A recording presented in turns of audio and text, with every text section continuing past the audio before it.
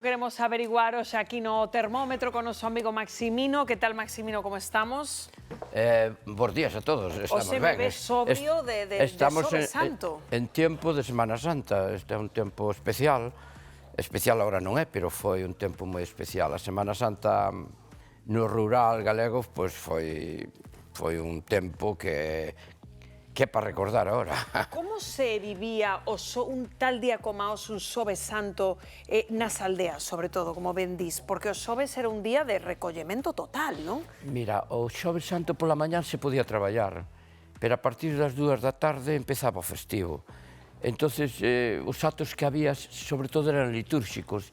A xente iba á iglesia, todo o mundo iba á iglesia a rezar e a escoitar varias cousas. De feito, facíase un acto que se tocaban unhas carracas. Unhas carracas? Que iso? A carraca é isto que temos aquí, que podedes ver. Sí? É un aparato con manubio que cada un levaba a súa, evidentemente. Pero onde a igrexa? E dentro da iglesia, cando sonaba o alzamiento e tal, pois todo o mundo tocaba isto. Mira. Isto era normal. Entonces, cada un ca súa carraca facían un ruido que... Pero iso non, tiña que ser un estruendo na igrexa, non? O estruendo era grande. Pero logo, xa pasado a misa esa, os actos litúrgicos quedaban suspendidos isto sábado. O viernes era un día de luto, digamos, era un día que había que vestir un pouco de negro e de oscuro. Non había, incluso non había música, non se podía publicar ningún tipo de música. E máis, non había nin noticias na radio. E cine? Nin prensa. Cine tampouco había. Eu recordo que nos cines poñían unha película que se titulaba Marcelino, pan e vino. Anda, mítica. Marcelino, pan e vino, esa era a película que se podía poñer despois, non se podían poñer películas de... Massimino, dicías que non había actores litúrxicos estes días e se morría alguén, que pasaba? Se morría alguén, generalmente non se enterraba o día de Viernes Santo. Se podía aplazar, e se enterraba non se facía ningún acto litúrgico, se enterraba e nada máis. E a xente, Maximino, acendía candeas na casa? Sí. E por que? Generalmente, bueno, porque estábamos... Generalmente, cando morría algunha persona en casa, había que encender unhas velas ao lado do canaleito, coxe non se encenden. Os canaleitos tiñan unha vela de cada lado. Como aquí había morrido o señor, pois había que poñer velas e facer un acto, non era litúrgico, pero era casi como de luto. Era un acto solemne. Entón, que ocurría? Os viernes eran días moi sagrados, non se podía traballar, non se podía cosechar nada, e incluso só darlle comer ao ganado, pero non poñer o ganado a traballar ni nada. É dicir que a Semana Santa no rural, polo que nos estás contando, Massimino, a vida parábase, non?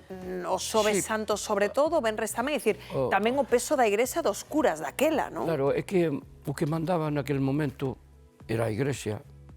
E claro, se o cura dicía que non se podía comer o día de Xoves Santo, non se podía comer, evidentemente.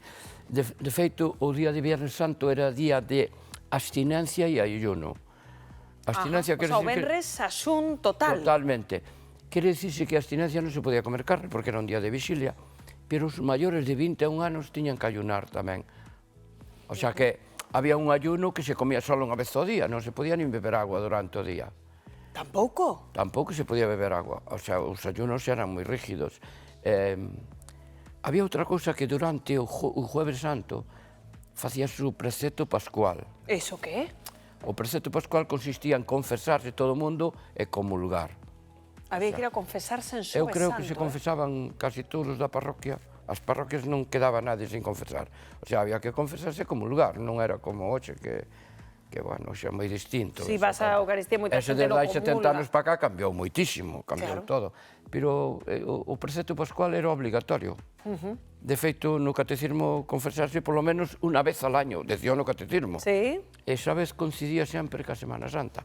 Por iso era un acto litúrgico moi importante. Como estamos vendo mentras falas, Massimino, as imaxes de procesións, claro, daquela nos povos había procesións, onde ia haber a xente as procesións? Non había? Se querías ver algunha procesión, había que desplazarte á cidade. Na cidade non sei o que son hoxe, pero eran tamén exitosas as procesións. pero nos povos non se facía procesión, o sea, que se facía, cuidado, se facía o viernes moi litúrgico, moi de luto, pero o sábado xa empezaba a Pascua. Entonces, eu recordo... Claro, como recordas a Pascua? Porque a Pascua era un momento de alegría, non? A Pascua xa empezaba a alegría, a partir do sábado xa se podía poñer música na radio. Aquí temos unha radio, que durante a Semana Santa non se escoitaba música. Esta radio é unha reliquia, Massimino? É unha das reliquias de antes. Que maravilla esa radio. É unha Iberia. Entonces, que ocorría? Que non podías escoitar a radio, pero se escoitabas só con actos religiosos. Pero a partir do sábado de Pascua xa había resucitado o Señor e xa eran días de festa. De feito, eu recordo que os sábados había unha misa tardía, pola tarde, donde se bendicía a agua e o lume. O lume tamén? Sí, se facía unha fogueira diante da iglesia e ali se bendicía o lume. E que simbolizaba iso? Pois non sei, a bendición de o lume. Era unha tradición? O da agua sí que o recordo, porque todavía hoxe sigue habendo agua bendita. Sí, sorprende o lume, pois a agua bendita se facía o sábado de Pascua pola tarde.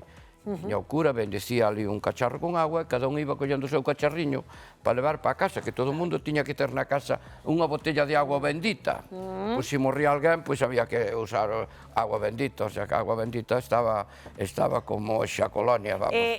Massimino, na Pascua facías esa daquela isto de regalar aos padriños, aos afillados, a rosca, os ovos, estas cousas? Se ben vedes aquí hai un roscón. Todos os que tiñan un afillado, pola Pascua tiña que regalarlle un roscón. Era unha festa, porque, claro, non en todo o ano a mellor non podías comer un roscón. Pero o que tiña un afillado, pois tiña que levarlle un roscón pola Pascua. De aquí temos un roscón que é un recuerdo daqueles tempos en que os padriños o afillado levaban un roscón. O día de Pascua, evidentemente. Tamén falábamos onte que en outros sitios de Galicia levábase o da tortilla. É dicir, o Pascua era como unha excusa para a xente xuntarse, non? Sí, claro, cando viña a Pascua, despois había o domingo de Pascua, que era o día de entregar o roscón, e despois había o lunes de Pascua, que en Galicia era festivo en moitos dos ayuntamientos. Todavía xa hai algúns ayuntamientos onde se sigue facendo o lunes de Pascua, pero o lunes de Pascua era unha festa, era un día de festa, evidentemente, porque xa se acabara a vixilia, xa se acabara todo, entón comíamos o roscón, empezamos a comer a carne, comer todo eso, xa estábamos, pois, digamos, con vía libre para poder comer e beber sin ter abstinencia nin ayuno. E que prato de vixilia recordas ti, Massimino? Cando estamos falando aí do bacallau, que comíades na vosa casa? O bacallau era o prato dos viernes, ou peixe. Normalmente, eu viví nun pobo, a miña niñez, entonces viña un peixeiro por ali, ou ben cunha cesta na cabeza, ou con algo, cunha moto, ou cun cabalo, repartindo peixe pola Cuaresma. Entonces, o que podía, tiña cartos, compraba peixe. E o que non compraba, bacalao. O bacalao era moi barato nese tempo. Entonces, todo o mundo tiña unha folliña de bacalao que a poñía ali a desalar, e comíamos a vixilia con bacalao. E a torrada tamén se facía en todas as casas, non? Co pan duro, non? O pan que iba sobrando, e non o que sobraba, porque as torradas tamén se fan de pan fresco, non se fan só de pan reseso. A torrada era algo típico, porque eu penso que, eu estou falando da miña niñez, os nenos tiñamos fame de todo naquele tempo, o sea que non había abundancia como hai hoxe. Entonces comíamos o pan, comíamos o roscón, era un manjar para un neno cando lle regalaba o padriño, e incluso os roscón solían traer algunha cousiña dentro, que era un obsequio, etcétera, etcétera. Todo isto foi algo que temos que seguirlo recordando, porque os que somos maiores acordamos de todas as cousas que ocurrían, e que a Semana Santa pois era algo como se fora un entierro, o sea que eu... Non, por iso temos aquí este xersei vermello, nin falar de ir con estas cousas neses días, non? Así de roupa chamativa, nada. Naqueles tempos... Luto total. As mulleres estes días non podían vestir de rojo, tiñan que vestir de blanco ou de negro, evidentemente. Pero na iglesia non podían entrar sin tapar a cabeza, porque agora queixámonos moito de que os que veñen de outro país andan ca cabeza tapada. Unha muller fai 70 anos non podía entrar dentro da iglesia se non levaba a cabeza tapada. Existían uns velos, existían uns panos, non podía entrar como estás ti agora dentro da iglesia. era prohibido. Sí, había un respeto, Polo tanto, dai naceron os velos esos, e naceu de que non pudera levar unha prenda roja, evidentemente, porque estábamos de luto, e o luto era sagrado. De feito, a xente, pois, o que podía, pois, poñer roupa negra, unha corbata negra, o que leva hoxe posto, a xente vestía como se fora un luto. E todo, bueno, non había forma de divertirse moito tampouco, porque eran días de estar na casa. De recollemento e de loito. Incluso, bueno, pois se tiñas algunha moza non podías salir con ela porque estaba... Non eran días de quedar, nin de resultarse. Claro, non era día de quedar con a moza. A moza tiña que estar ali... Esperando para Pascua. Esperando que viñera a Pascua. Estos días non. Massimino, moitísimas grazas sempre por visitarnos no Termómetro.